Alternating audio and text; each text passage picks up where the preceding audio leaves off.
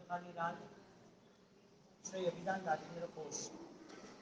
अभिधान राजेंद्र कोश की यदि शब्दों की हम पहचान करने जाए तो पढ़ने के लिए भी हमारे पास कैपेसिटी नहीं है।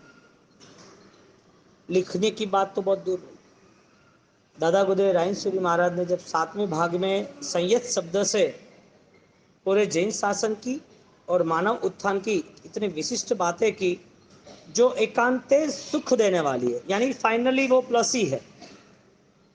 क्योंकि शास्त्रों की बातें जब महाज्ञानी करते हैं, महाज्ञानियों द्वारा कुछ निर्माण होता है, तो उनकी जो पवित्रता है, उनके अंदर रही हुई जो श्रद्धा और भावना है, वो इतनी बलवान होती है कि सामने वाला जीव जब पढ़ता है, सुनता है, तो परिवर्तन का कोई रास्ता खोजता है। दादा गुरुदेव ने जो लिखा है वो शास्त्र है, लेकिन लिखने के बाद जब जिसके हाथ में आया, जिसने पढ़ा, उसके लिए वो शास्त्र एक विशिष्ट शुद्ध परंपरा बन गई। वो शास्त्र उसके लिए गंगोत्री बन गई। क्योंकि अभिधान राजेंद्र कोश के 4.5 लाख श्लोक, उसके अंदर उनका जो संपूर्ण योगदान जो रहा, उसमें समय, स्थल, सामने रहे अनुष्ठान, ये सारी चीजें होने के बावजूद भी उनको कितना बेस्ट बनाया जाए, उस तरफ उनका नजरिया था। और आज ये सारी चीज हमारे यहाँ आई है, तो ये कोई विशिष्ट पराक्रम है तो ही आई है। बाकी बहुत सारे ऐसे ग्रंथ हैं 50 साल के बाद दिखने भी नहीं मिलते। बहुत सारे ऐसे वॉल्यूम्स, ऐसी बुक्सें हैं लिखी हुई, कोई हाथ भी नहीं लगाता। और ये महाग्रंथ हाथी के ऊपर बिठा के शोभा यात्रा निकाली है। हाथी के ऊपर इस ग्रंथ को बिठाने के लिए 50-50 लाख रुपए के चढ़ावे लेके उसके फंक्शन में 20-20 लाख रुपए खर्च किए। इस ग्रंथ को विराजमान करने के लिए 20-20, 50-50 किलो चांदी तक के पूरे श्रुत मंदिर बनाए हैं। नहीं पढ़ा है, क्या है कुछ पता नहीं है, बस गुरु महाराज एक ही बात। कैसा महान ग्रंथ होगा। तो वो जब लिखते हैं और उसके जो पदार्थ, जब विषय जब हमारे सामने चर्चा में, विचारणा में आते हैं, इसका मतलब ये है कि ये मामूली नहीं है, मामूली लोगों के लिए भी नहीं। सामान्य लोग इसमें प्रवेश नहीं कर सकते, और जिसको प्रवेश करना है उसको कुछ विशिष्ट तरह का जीवन जीना पड़ेगा, बदलाव आएगा।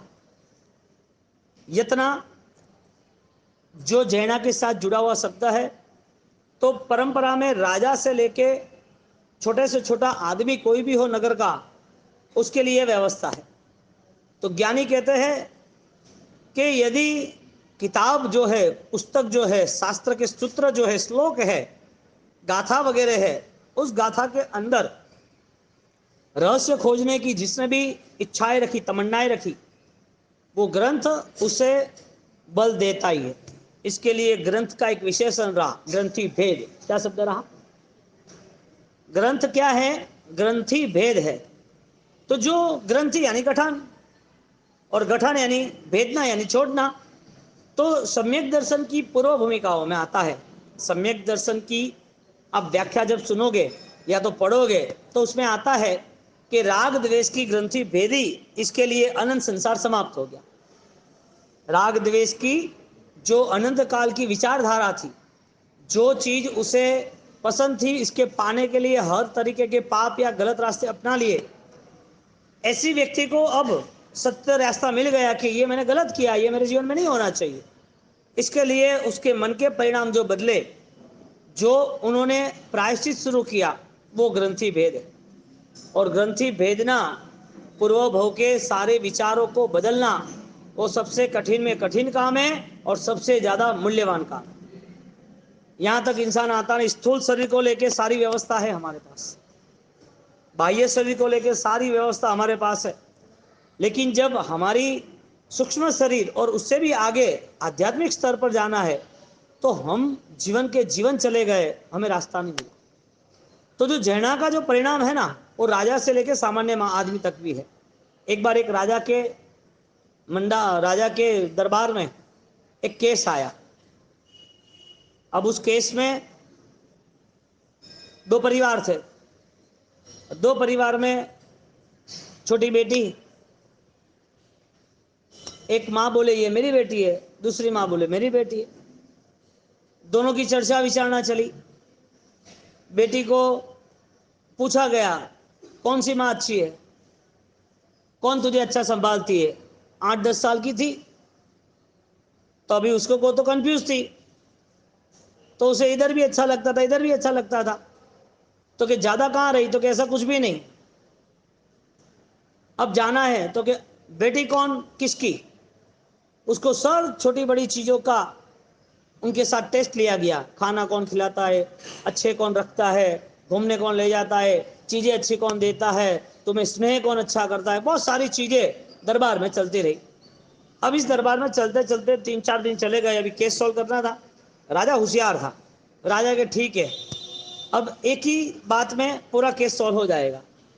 अब ये बेटी, आप दोनों की ये वो बात आप दोनों बोल रहे हो, अब एक काम करते, आधी तू ले जा आधी तू ले जा, उसको मानना पड़ेगा। तो दोनों में एक ने बोल दिया नहीं नहीं नहीं नहीं, उससे ऐसा मत करो, उसको ही दे दो, ये उसको ही दे दो, उसे दुख मत दो, उसको मारो मत, जिंदा तो रहेगी। राजा ने तय किया जिसने छोड़ना चाहा ने वो उसकी बेटी, वो उसकी माँ। क्यों? स्नेह सब कुछ करा सकता है, यानी कि त्याग करने के पीछे भी स्नेह होना जरूरी है। और जहां त्याग है और स्नेह है तो फिर वो त्याग की गरिमा बढ़ जाएगी। गौरव पैसे का या पद का या व्यक्ति का या कोई वस्तु का नहीं होता है, गौरव होता है जो उसके पास कोई अच्छे इमोशंस होते हैं। बाकी बाह्य चीजों में तो बदलाव निश्चित है, संसार का स्वरूप है। और राजा ने बोल दिया कि दोनों बेटी आधी कर दो। माँ ने बोला, उसकी करुणा से बोला कि नहीं बेटी उसको ही दे दो, उसके पास रहेगी लेकिन जिंदा तो रहेगी ना। राजा ने तय किया कि बेटी इसकी है उसको दे दो। जीवों के प्रति करुणा लगाव के बिना नहीं होती। जीवों के स्वरूप जानने के बाद यतना, संयत शब्द है ना, यतना, इसके लिए जैन शासन में व्यवस्था बहुत अजब गजब की है। एक कर्मों के कायदे हैं जो तुम देख रहे हो, जो हमें बार बार अनुभव हो रहे हैं, जो सुख दुख के सहारे हमें ले जा रहे हैं आगे, जो कर्मों का कायदा है। लेकिन कर्मों के कायदे के आगे भी, उससे बलवान भी एक न्याय व्यवस्था है। कायदे की व्यवस्था अलग, न्याय व्यवस्था अलग। कायदा की व्यवस्था में शायद चेंज हो सकता है, न्याय व्यवस्था खुद के लिए है। जब भी उन्हें तय किया उसके बाद वो चेंज नहीं करेगा, बदलाव नहीं लाएगा, सही है वो अपनाएगा। न्याय किसे कहते हैं? जहां सही रास्ता मिलता है। अब जीवन है, मंगलमय है, और जिस जीवन की यात्रा में थोड़े समय में हमें कुछ पाना है और हमारे पास ज्ञान इतना नहीं है, तो हम किस रास्ते चले कि जिसके हिसाब से जीवन धन्य बने। तो शास्त्र का रास्ता बताया कि तुम अपनी प्रज्ञा को ताकतवर बना दो, इंटेलिजेंस, ज्ञान को और समृद्ध बनाओ। तुम्हारी प्रज्ञा जो है ना विशिष्ट बननी चाहिए। क्यों? क्योंकि जैसे जैसे तुम्हारा नॉर्मल पालन होता जाएगा, जीव दया का पालन हुआ तो ये ऑटो सिस्टम है कि भाई सामायिक रेगुलर है, प्रतिक्रमण रेगुलर है, चौवियार रेगुलर है, कुछ भी जीव दया की पालना है वो रेगुलर बन गई। आगे चारित्र की पालना, यानी कि जीव रक्षा, संयम रक्षा, चारित्र की आचार की पालना, वो भी आचार का एक ट्रेन हो गया, यानी कि ट्रेनिंग सिस्टम हो गया। 6 महीने तक यदि कोई सिस्टम में आप आते हो तो सीख लेते हो, तो ट्रेनिंग खत्म हुई। ये दोनों चीज में स्टार्टिंग में दिमाग लगाना था, जितना लगाना था इतना लग गया। अब दोनों चीज में से भी, दोनों चीजों से भी आगे जाने वाली वस्तु थी शासन रक्षा, क्योंकि उसमें आपको हर कोई हार्ड कंडीशन को मैनेज करना है, हर कोई कंडीशन को ऑलरेडी जीतना है, बताना है। क्योंकि शास्त्र में सारे के सारे सूत्र जो है, सारी के सारी जो कहानियां है, सारा जितना भी बोध अन्य दर्शनों को लेकर जैन दर्शन ने बताया, तो शर्त इतनी रखी है कि तुम्हारा बोध, तुम्हारा क्षयक्षम, तुम्हारा सायुक्षमिक भाव, तुम्हारा साइक भाव वे डेवलप होना चाहिए। शासन रक्षा यानी कि तुम्हारी विचारधाराओं में तुम नए निर्णय बलवान ले सकते हो। जो कॉमन है, सामायिक में क्या सोच बनाओगे? नहीं, जीव दया पालन करनी है, नई सोच क्या बनाओगे, ये ट्रेनिंग हो गई, यानी ये ऑलरेडी ओके है। लेकिन जब ऐसा कोई कठिन समय आता है, कठिन घटनाएं सामने आती है, उस समय पर कैसे जैन शासन की जाहो जलाली बढ़ानी, कैसे आत्मरक्षा करनी, कैसे सबके जीवन में राग द्वेष कम हो ऐसी व्यवस्था बनानी, इसके लिए आपको इंटेलिजेंस बनना ही पड़ेगा। दादा गुरुदेव रायसूरी महाराज ने क्रियोद्धार ऐसे ही थोड़ी किया होगा। गुरु महाराज साहब ने, रायसूरी महाराज साहब ने, उन्होंने 950 अंजन सरगा ऐसे ही थोड़ी की होगी आहोर में। उन्होंने जब पालिताना गिरिराज जाना था तो वो पूरा संघवी का लेके गए थराद से, इतना विशाल पैमाने पर, इतना ऐसा वर्णन गजब का है। और वहां जाने के बाद भी उस संघ के अंदर जब गिरिराज पहुंचते तो भी उनको ऊपर जाने का मना कर रहे। अब जब आपके पास दीवार सामने खड़ी हो जाती है, यानी कि आगे कोई जगह ही नहीं है, उस टाइम पर तुम दीवार तोड़ के रास्ता निकालो, उसका नाम शासन रक्षा। तुम ब्लॉक हो गए, क्या होगा, कैसे होगा, कौन करेगा, तो फिर तुम्हारे पास ये आशीर्वाद नहीं है शासन का। क्योंकि शासन रक्षा का उपाय वो बहुत बड़ा मूल्य है, यानी कि बहुत मूल्य चुकाना पड़ता है। एक बार एक आदमी ऑलरेडी वो रोड पे जा रहा था, एक कैंपस में था, तीर्थ में था। उस तीर्थ में मूर्तियां बन रही थी, शिल्पीकार शिल्प बना रहा था, मूर्तियों का निर्माण कर रहा था। अब जहां परमात्मा का निर्माण बन रहा है मूर्तियों का, वहां वो गया, और जाने के बाद वो पूछ रहा है सबको, एक एक को, हर 20-20 फुट में डिस्टेंस में लोग मूर्तियां बना रहे। अब वो चेक किया, उसको बात कर रहा है कि भाई तुम क्या कर रहे हो, क्या काम है ये, दिखता नहीं है क्या काम कर रहा हूं क्या, पूछना क्या इसमें क्या, मॉरल देखना, इस चीज को इस चीज के साथ हमारा खुद का मॉरल तय करना।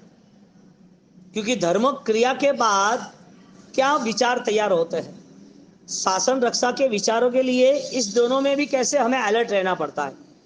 क्योंकि यतना सिर्फ अन्य जीवों की भी नहीं है, यतना हमारे भावों की भी है। जो हमने सिर्फ ऊपर से काया से जैना की, आगे जाके मन के द्वारा जो पत्थर मारा उस लड़के ने, तो मन से जैना की, इससे आगे भी एक आंतरिक दर्शन जो है, आत्मा दर्शन है, परिणाम की धारा है, उसे भी चेक करना। ये दो चीज तो ऑलरेडी नाशवंत है। शरीर नाशवंत है कि नहीं है? है। शरीर तो जाना है, जलना है। मन जो है वो भी खत्म होता है कि नहीं होता है? नाशवंत है। विचार है वो भी जगह छोड़ देता है ना। रात को सोते कौन से विचार आते हैं? कभी कभी सपना आ जाए, शेख चली जैसे बात अलग है। रात को सोते मन, थॉट्स सब गायब हो गया ना। हालांकि ऑलरेडी वो अकाउंट में है, वो जमा है, लेकिन उस समय पर साइलेंट हो गया। तो शरीर का एक अवसर, यानी कि शरीर का एक टाइम पीरियड है, मन का टाइम पीरियड है, विचारों का टाइम पीरियड। लेकिन जो तुमने कल्चर, जो परिणाम की धारा, जो अंदर आंतरिक भावों की शक्ति जो प्रकट की है, वो शक्ति तुम्हें फाइनली साथ देती है। ये सारी चीजें तुम्हारे साथ जुड़े न जुड़े इसकी कोई बड़ी बात नहीं है, लेकिन आत्मा तो तुम्हारा ही है, इसमें बदलाव नहीं आएगा। शरीर बदल जाएगा, विचार बदल जाएगा, सामने रही हुई व्यक्ति या दुनिया बदल जाएगी, गति बदली तो सब कुछ बदल गया, लेकिन आत्मा नहीं बदलेगी। तो हमें आगे के स्तर पर जाना है कि आत्मरक्षा, यानी कि शासन रक्षा, वो आत्मरक्षा से जुड़ा हुआ है। हम दूसरे जीवों की दया कर रहे हैं, हम आचार के लेवल पर शरीर को जोड़ रहे हैं, ये दोनों से ऊपर थोड़ा वो आत्मशक्ति का बल है। ज्यादा है, थोड़ा नहीं, आत्मशक्ति का बल है। वहां तक पहुंचते पहुंचते अनंत काल चला गया, अनंत काल शायद चला जाएगा। क्योंकि हमारी स्थिति सिर्फ बाह्य भावों की, और जो दुनिया जी रहे वही है। और जब शास्त्रों की दृष्टि से हम सोचे कि पंचम काल, हुंडा, अवसरपिणी, भयंकर पापों की दुनिया, और इधर रहा जीव 99% कितना, उनको तिर्यंच गति में ही जाना है, नरक गति में ही जाना है। उसके पूरे स्टेटमेंट बताए ध्यान की दुनिया में, आर्त ध्यान और रौद्र ध्यान में। और ये प्रूफ है। इसके लिए एक सिंपल डिबेट्स है, धर्म क्रिया करने वाला क्या दुर्गति में जा सकता है? डिबेट्स, डाउट्स, एक शंका कि जो धर्म क्रिया कर रहा है वो दुर्गति में जा सकता है, जो धर्म क्रिया नहीं कर रहा है वो दुर्गति में जा सकता है? हाँ या ना? और क्यों? ये कौन सोचेगा? जिसको आत्मरक्षा की पड़ी है वो सोचेगा। बाकी सामान्य बुद्धि क्या कहती है? क्रिया करो, गिव एंड टेक। पेमेंट दे दिया, 2-4 महीने का, काम खत्म हुआ। वो आदमी पूछ रहा है कि क्या कर रहे हो? दिखता नहीं है कि मुझे यहां घर पालना है, सबकी जिम्मेदारी निभाना है, मुझे 10-15 हजार मिल रहा है, मैं काम कर रहा हूं। परेशान होकर जवाब दे रहा है। वो ऑलरेडी आगे गया 20-25 फुट, वापिस उसको वो जगह पूछा उसको कि भाई क्या कर रहा है?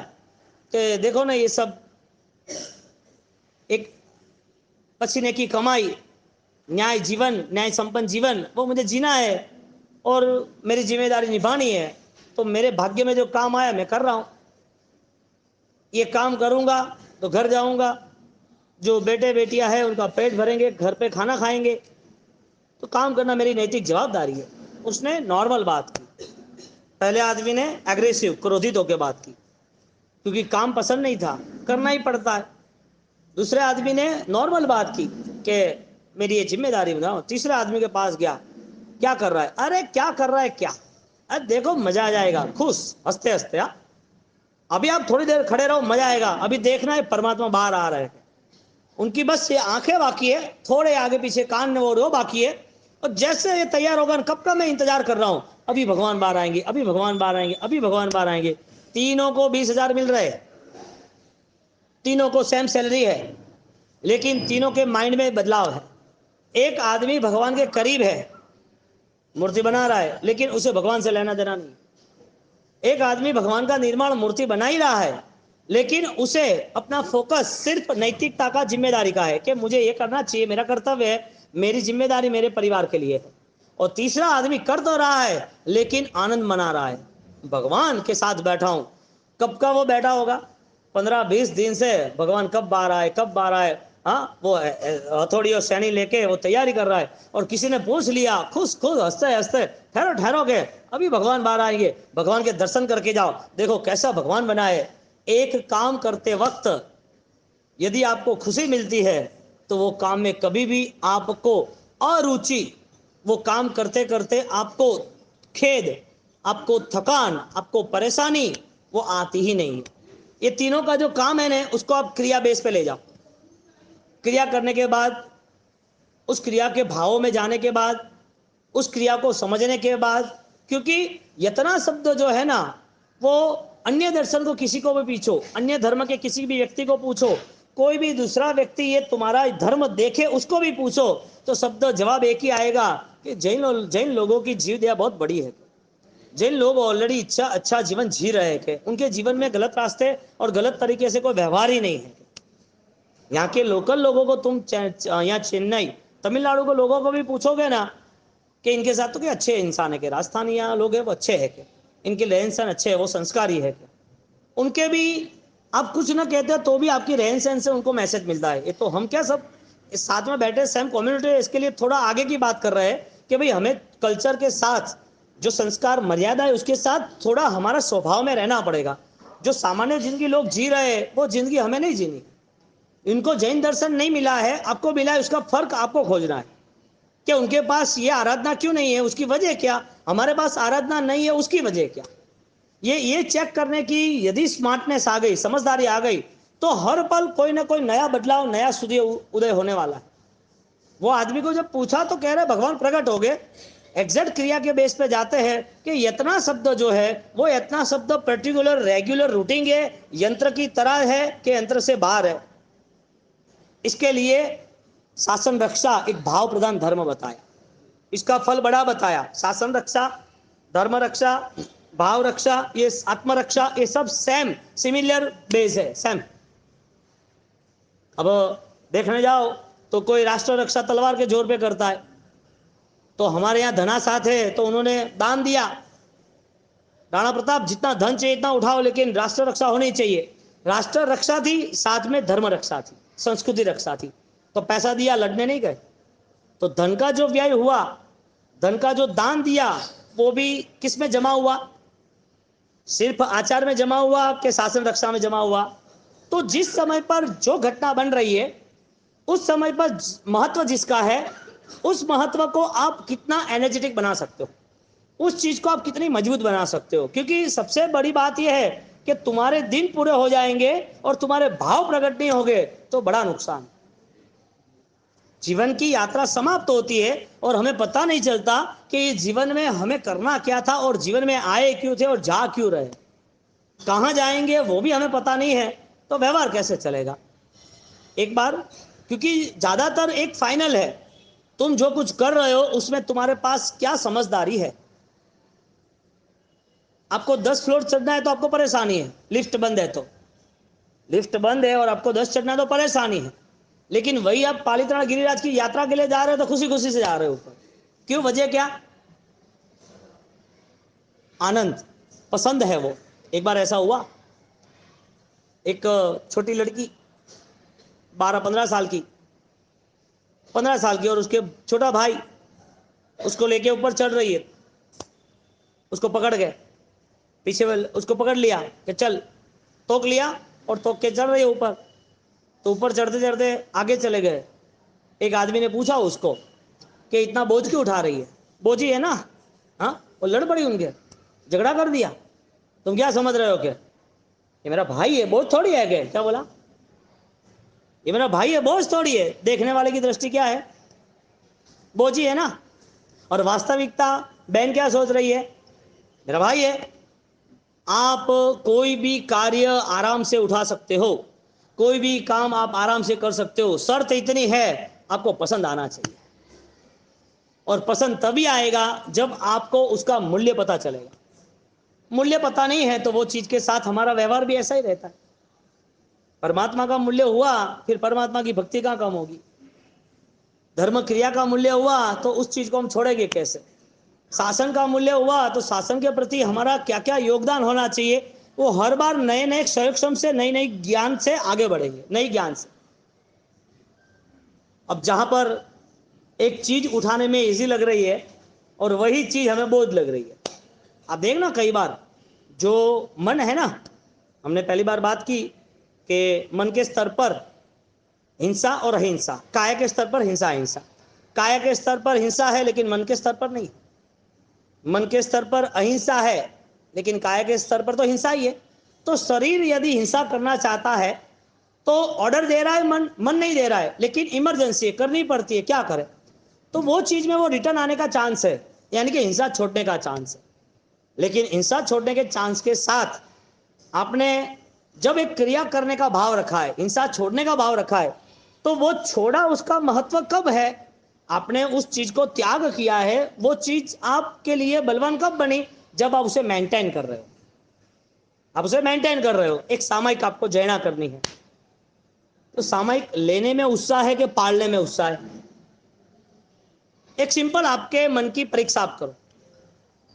जनरली जो लोग सिद्धि तब करेंगे ना उसको स्टार्टिंग में हार्ड लगेगा, लेकिन जब उसकी तीसरी चौथी पांचवी बारी आएगी ना, उसको बोलेगा पांचवी बारी आ गई है, तो थोड़ा मन डगडगाएगा। और छठी बारी आएगी ना और लास्ट में पांचवा उपवास छठा उपवास हो गया खत्म, अब बोलेंगे अरे तो साता है क्या, साता है क्या।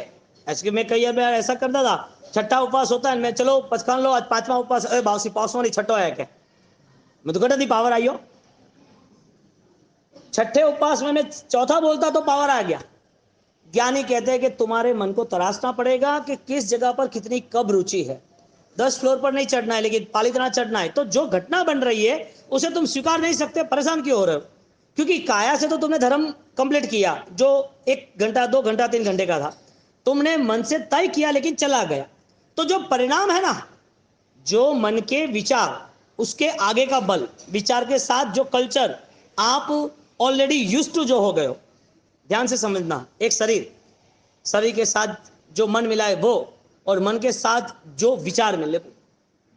अब शरीर उसकी जगह पर जो हमें पता है, मन भी उसकी जगह पर। अब डिफरेंस करते हैं कि मन में हजारों विचार चल रहे, मन में हजारों विचार चल रहे, लेकिन जो हजारों विचार है वो हम स्वीकार नहीं रहे, हम देख रहे।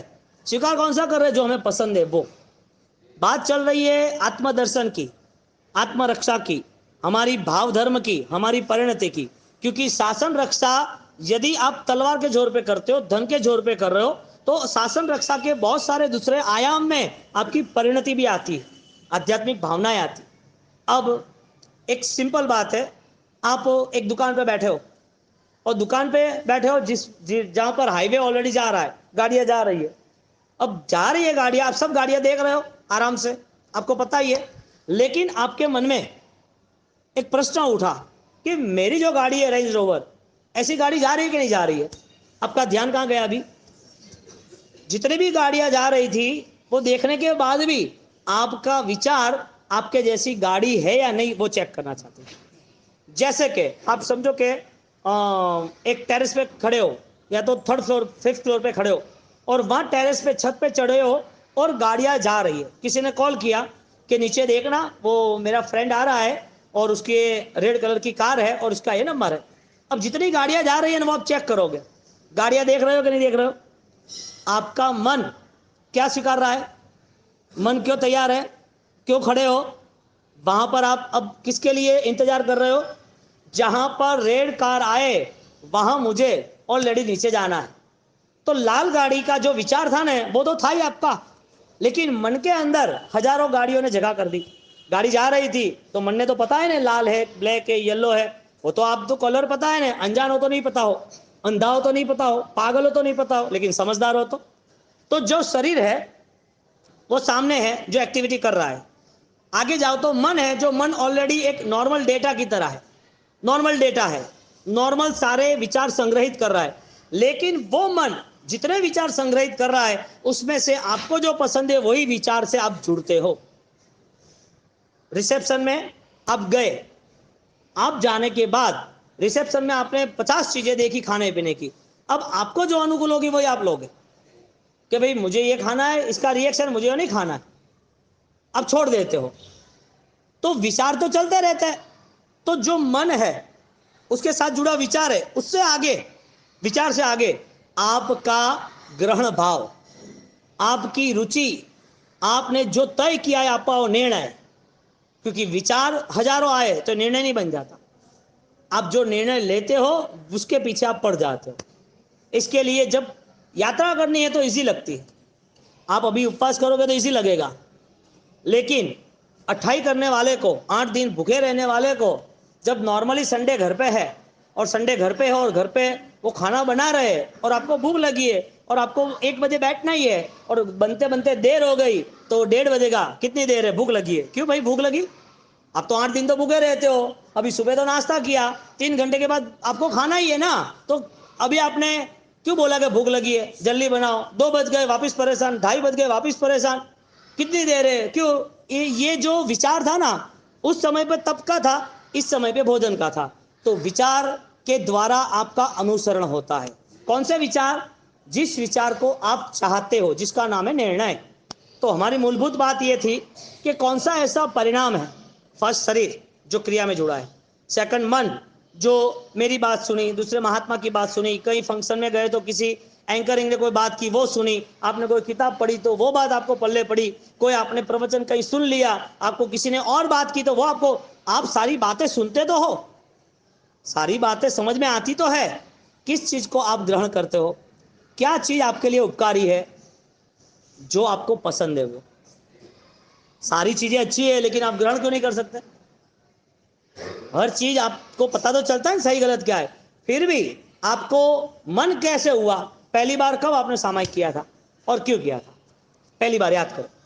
तो हमें याद है कि भाई छोटे बच्चे, यहाँ कोई शिविर होगी, प्रभावना मिलती होगी तो हम आ गए, सब लोग जा रहे थे, कार्ड भर रहे थे, तो कार्ड भर रहे तो ब्यास ना हो गए सारे, तो चलते रहे।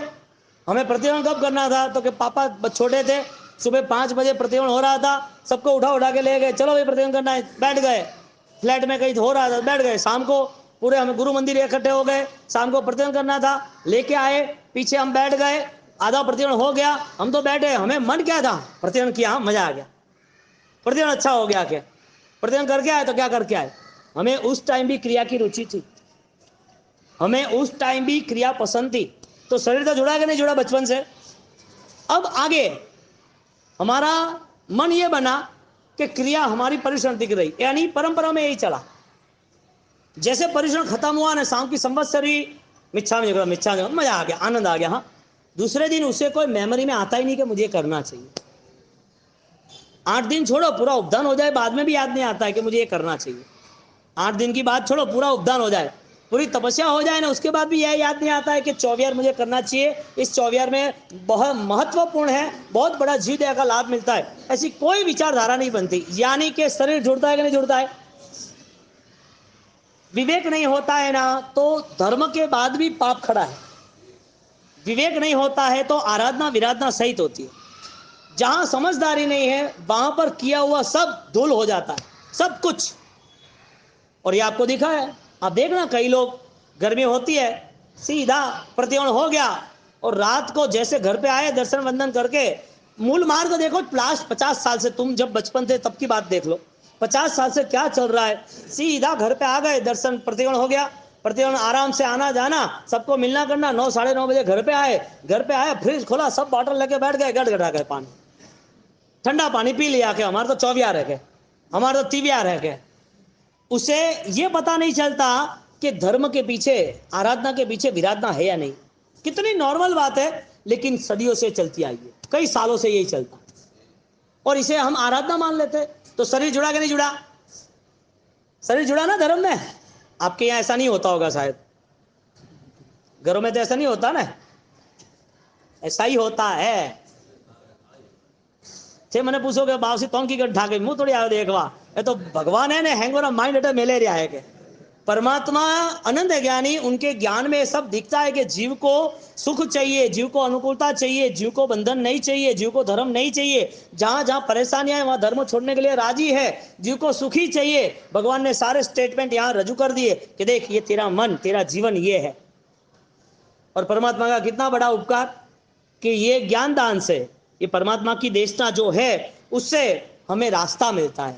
बोलो, शरीर जुड़ा, सबके लिए कॉमन बना, इसमें से बाहर आए। ये जो शरीर धर्म था, शरीर का जैना का धर्म था, उसमें से विराधना में से बाहर आए। विराधना में से बाहर नहीं आए हम, हमें पता ही नहीं चला।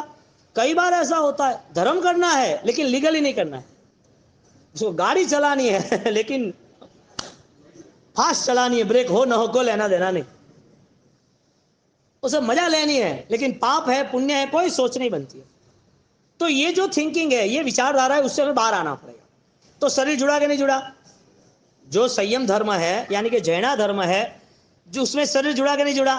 ऐसी कितनी सारी चीजें हैं, हर जगह पर आप देखो, विवेक नहीं आएगा तुम्हें। तुमने सुन लिया कि भाई अपने को इस समय पे ये नहीं खाना पीना, ये अभक्ष है, इसमें विराधना है, तुमने सुन लिया गया, सही बात है।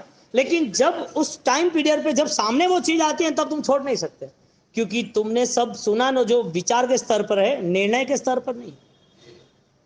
कायदा की व्यवस्था है, न्याय की व्यवस्था नहीं है। कायदा तो किताबों में है, आईपीसी, इंडियन पिनल कोड, जो संविधान है इंडिया का, वो सारे कॉन्स्टिट्यूशन, ये सारे के सारे कायदे किताबों में है। लेकिन न्याय व्यवस्था देखने जाओ तो बोलो, किताबों से चलना या न्याय से चलना? किताब से इसके लिए चलना था कि वो शास्त्र थे, वो शास्त्र के हिसाब से तुम्हारे भाव वृद्धिमान होने चाहिए, और वो शास्त्र में जो लिखा है वो सबके लिए कॉमन नहीं है। इसके लिए भगवान ने भाव धर्म और शासन रक्षा, आत्मरक्षा बताई, क्योंकि सेम कंडीशन में सेम रिजल्ट नहीं मिलेगा। सब लोगों ने पचखाण कर दिए उपवास का, तो उपवास के पचखाण में सबके भाव सेम नहीं होंगे, अलग अलग होंगे। किसी को उपवास करने का इतना आनंद आएगा कि वो संकल्प करता है कि मेरे मासिक श्रमण होना, तो 28वें उपवास में भी मुझे प्रतिवण खड़े खड़े करना है। 28वें उपवास में मुझे गाड़ी यूज नहीं करना, मैं भगवान के पास आऊंगा, चढ़ के जाऊंगा, पूजा करूंगा।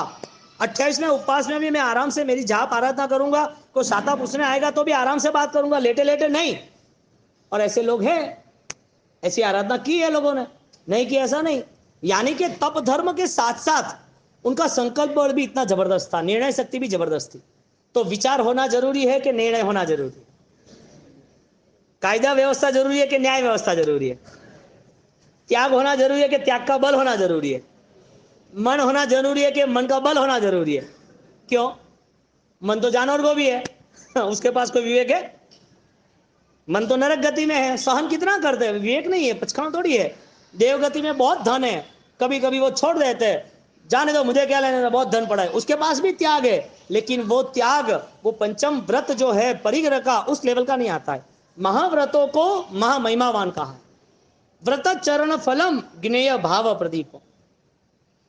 दो व्रत है, जो चरण यानी चारित्र, जो नियम है, उसके फल को हम भाव प्रदीप कहेंगे, इनके परिणति कहेंगे। अब जहां आचार है और विचार ना हो तो, जहां व्यवहार है लेकिन लोकप्रियता ना हो तो, जहां काम करने की सूझबूझ है लेकिन उस काम हार्ड कंडीशन में नुकसानदायक हो तो, जो क्रिया करने का हमें सोच मिली, बल मिला, लेकिन उसके पीछे हमारा परिवर्तन ना आया तो क्रिया के पीछे हम इतना काम कर लेते हैं और भगवान ने रास्ता बताया कि शायद अनजान अवस्था में आपकी विराधना हो गई, चलो छोड़ो, मान लिया। आप नहीं चाहते थे, कोई कारण से करना पड़ा है, चलो मान लिया। लेकिन उसके बाद भगवान ने रास्ता बताया कि तेरे परिणाम को सुरक्षित बनाना। जहां विष कुट्ठ गयम मंत मूल विचार आया, विज्ञानते मनते हिम। जहर भी निकल सकता है, गारुड़ी मंत्र है। हाँ, जहां विष कुट्ठ गयम, जो विष उसने भरा हुआ है, या तो किसी को डाल दिया, किसी को डंस दिया है, वो भी विष निकाल सकते हैं। उसका गारुड़ी मंत्र यह है कि तुम्हें परिणाम की आराधना करनी पड़ेगी। इसके लिए भगवान ने पोजीशन लेवल पर, क्रिया के लेवल पर कोई बंधन नहीं बताया।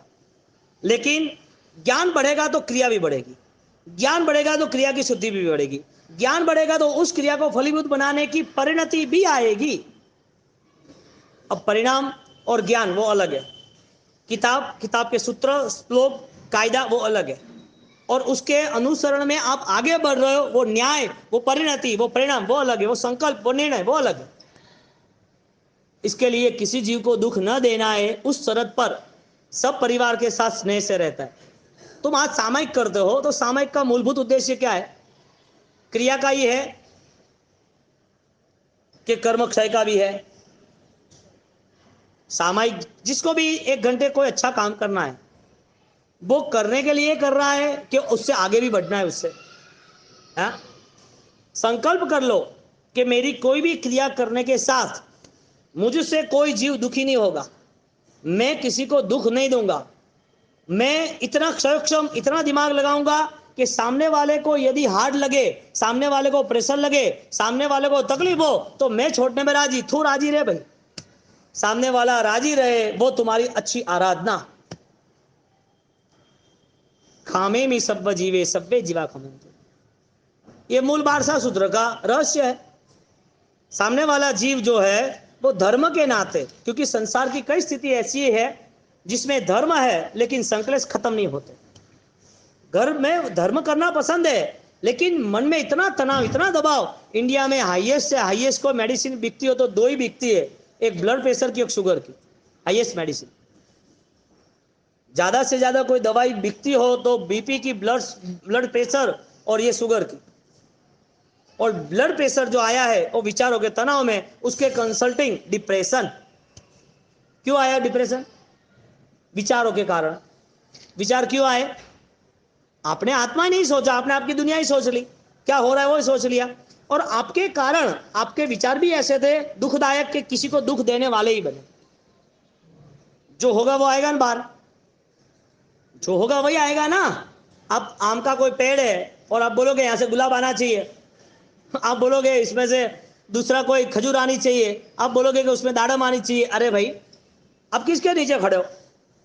अब आम के पेड़ के नीचे खड़े हो तो आएगा तो आम ही आएगा ना, और क्या आएगा?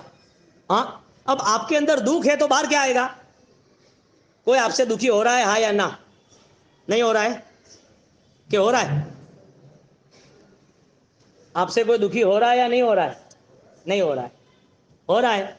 सबसे पहले आप कंडीशन ये बनाओ, जो वेलकम के स्टिकर लगाए ना घर पे, हाँ, द बिगिनिंग स्टार्ट है अवर होम, मेरा घर स्वर्ग है, एज द हेवन है।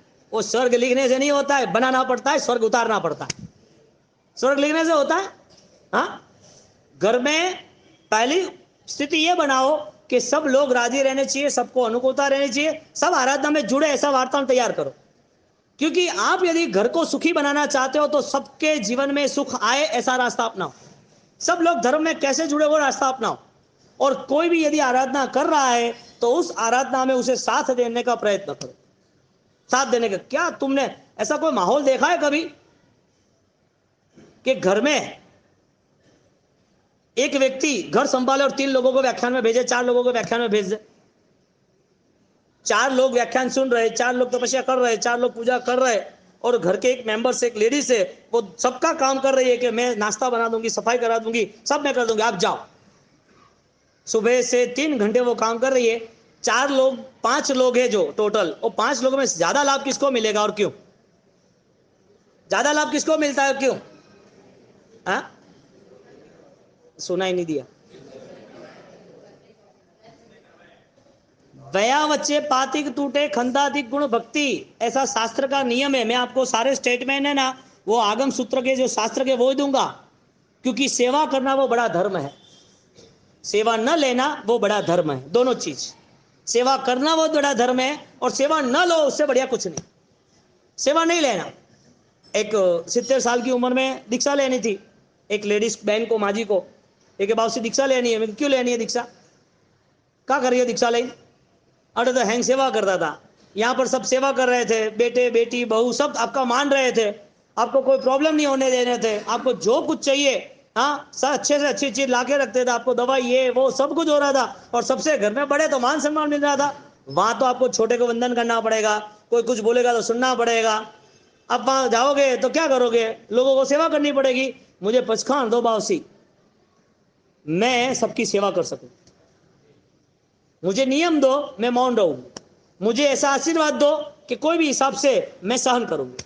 और सब दीक्षा भी हुई और उस तरह का जीवन भी बना जबरदस्त। 10 दिन में दीक्षा नक्की की। कितने? सूरत के अंदर आचार्य भगवान जैन सेन सूरी महाराज साहब की निश्रा में, जब दीक्षा उनके पहले उनके फ्लैट में एक बुजुर्ग की हो गई थी दीक्षा, तो उनकी दीक्षा के पीछे उनको भी भावना हो गई कि मुझे भी लेनी दीक्षा। आगे दीक्षा हुई थी ललित भाई अदानी, उनकी बड़ी भाभी की, प्रवीण भाई की वाइफ की।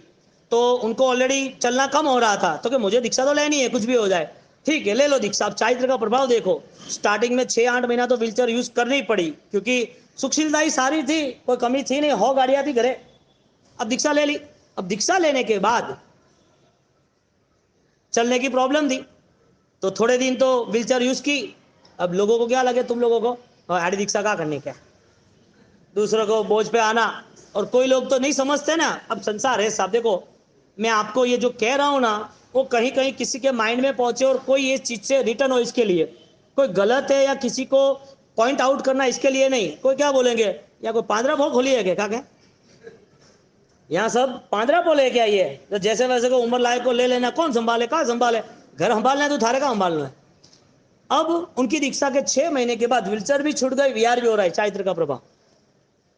एक घर पे थी ना तो दवाइयां चल रही, यहाँ कुछ नहीं। उसके बाद उसके साथ सुरेश भाई है लकी, उनकी मदर ने ये तय किया। अब उनको ऑलरेडी ऑपरेशन कराया था, यहाँ ऑलरेडी जो सलिया रोड है वो निकाल रखा हुआ था सूरत के, और हम ऑलरेडी वहां नवसारी, सूरत आना, सूरत में दीक्षा होनी सारी। अब नवसारी वो आ गए, दीक्षा का दिन 10 दिन बाकी थे और ओके मारे दीक्षा लेने। उसके दोनों बेटे ने, बहू ने, पोते ने सब बना बोले। एक तो ऑपरेशन था, उसके बाद बड़ी उम्र थी, और उसके बाद उसकी फैमिली का जोर था कि नहीं लेना तो नहीं लेना। ऐसे भाव कहां आते हैं? अटे घर बहुत उड़ू है। अब देखना, घर छोड़ना और घर छोड़ के उपास रे आना, भक्ति करना, मंदिर आना, कोई काम करना है तो कठिन है, कठिन।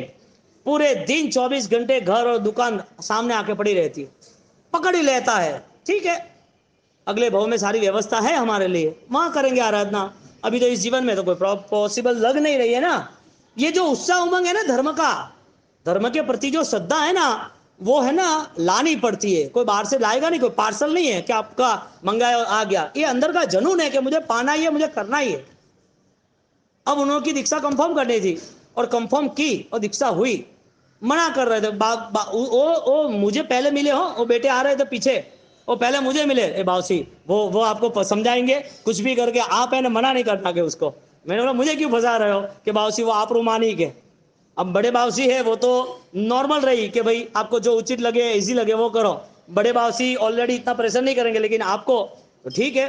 वो शरत को लेके फिर 1 घंटे की पूरी मकसद तक के बाद, पूरे समझाने के बाद फाइनल हुई कि दीक्षा तो लेनी है, क्योंकि ये भाव आना वही कठिन है, क्योंकि धर्म करने के लिए कोई उम्र, कोई शरीर, कोई कंडीशन, कोई भी एक्सेप्ट नहीं है।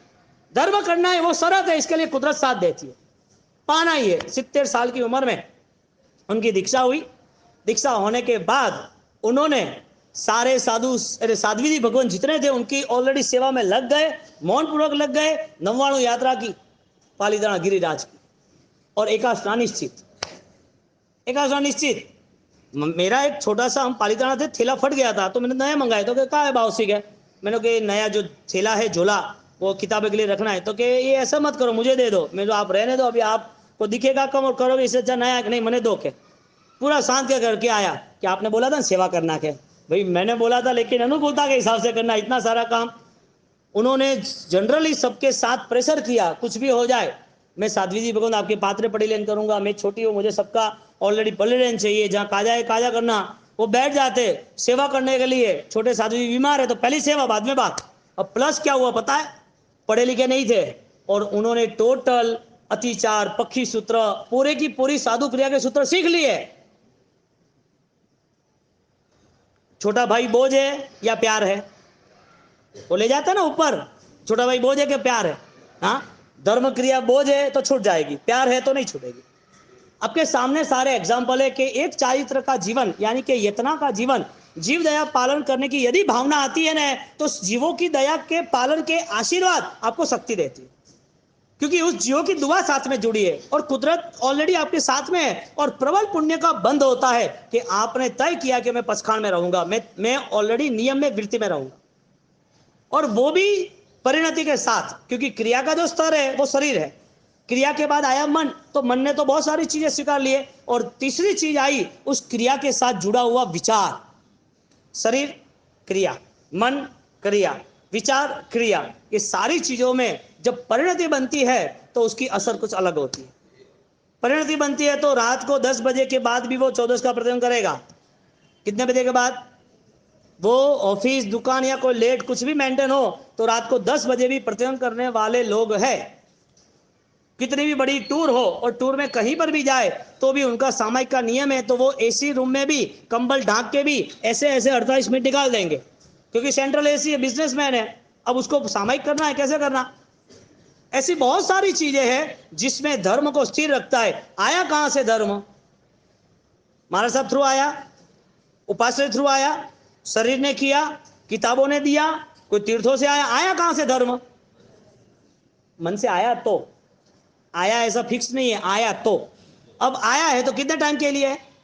एक्सपायर डेट है? कहां नहीं है? वो आदमी मूर्ति बना रहा है और उस मूर्ति के पीछे उसका मन क्रोधित हो गया, क्या कर रहे हो पता नहीं चल रहा है, काम छोड़ने के तैयार है। दूसरा मन है नॉर्मल है, तीसरा मन है आनंदित है। आनंद आना वो न्याय प्रिय व्यवस्था है कि मुझे आनंदित अवस्थाओं के साथ ही करना है। तो तपस्या के अंदर आप जुड़ते हो तो मैंने आपको बार बार एक ही बात की कि तपस्या आप जो कर रहे हो उसका मूल लक्ष्य यह होना चाहिए कि मेरे बहुत सारे पाप समाप्त तो विराधना के, क्योंकि जैसे विराधना करनी है ना, तो विराधना का मूल उद्देश्य ये है कि मुझे साता मिलती है, इसके लिए जो मुझे विराधना करनी है, मुझे अनुकूल है इसके लिए मुझे पाप करने हैं। प्रतिकूलता में कौन पाप करेगा? आप आईसीयू में हो, कौन सा पाप करोगे? अब बीमार हो, ज्यादातर कहाँ घूमने फिरने खाने पीने जाओगे? ऑलरेडी एक भिखारी है जो मजदूरी कर रहा है, कहाँ वो 500 रुपए का पिक्चर देखने जाएगा? कहाँ पर जाएगा कोई? क्यों? अनुकूलता जहां आती है वहां सब पाप स्वीकार है। यानी कि अनुकूलता के समय पर हिंसा थी, इस हिंसा को खत्म करना है, जितनी भी प्रतिकूलता होगी हम स्वीकार लेंगे, क्योंकि हिंसा आज आप उस पाप को नहीं उतारेंगे तो वो सारा अकाउंट जमा है, दुख दिया है वो वापिस आना ही है, उसमें कोई फर्क नहीं पड़ता है। आप धर्म को समझने का सिंपल रूल्स ये है कि जैसा करते हैं वैसा मिलता है, जैसा करते हो वैसा मिलता है। आप क्यों फर्स्ट फ्लोर पे या टॉप 19वें माल पर फ्लैट नहीं लेते? कई बार कोई लोग फर्स्ट फ्लोर पर फ्लैट नहीं लेते और लास्ट टेरेस होता है वहां 19वें माल के फ्लैट नहीं लेते। क्यों नहीं लेते? वो धूप आती है, छत रहती है, हाँ शायद कोई लीकेज होगा, शायद बहुत आवाज होगी, डिस्टर्बेंस होगा, वो नहीं लेता है वहां, लास्ट में नहीं लेता है, सेकंड लास्ट में लेता है। आप नॉर्मल कोई भी चीज सोच समझ के कर सकते हो, तो जब भी आप अपने विचार धर्म में जोड़ते हो तो धर्म करे उसके पहले उस विचार को चेक करो। धर्म करना बाद में, पहले विचार को चेक करो कि मुझे क्यों करना है।